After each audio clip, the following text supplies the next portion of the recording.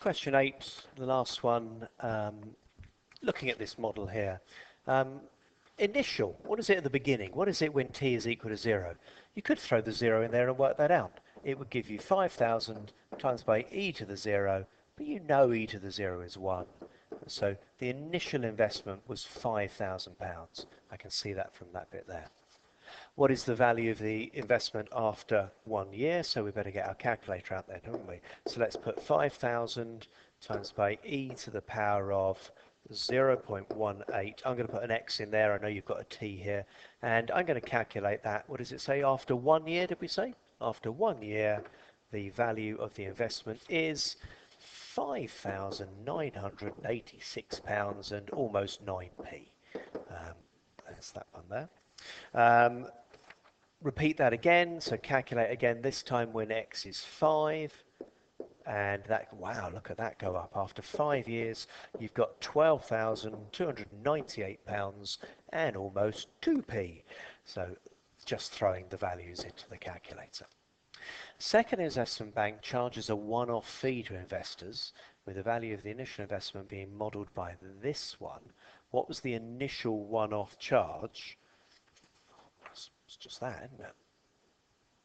£1,200. That's sort of obvious. Calculate at what time the investments will be equal. That's going to be challenging. Let's have a right. So let's put them equal to each other. Equals 0.18t equals 5,000 e to the 0.36t minus 1,200. So just putting them equal to each other would be the first step.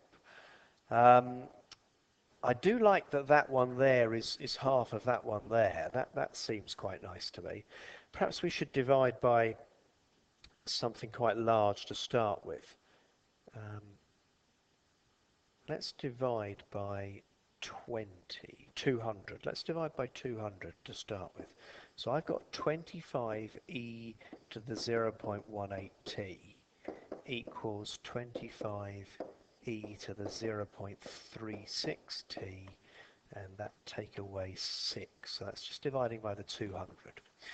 Look, if I let y equal e to the 0.18t, y squared would be that thing squared.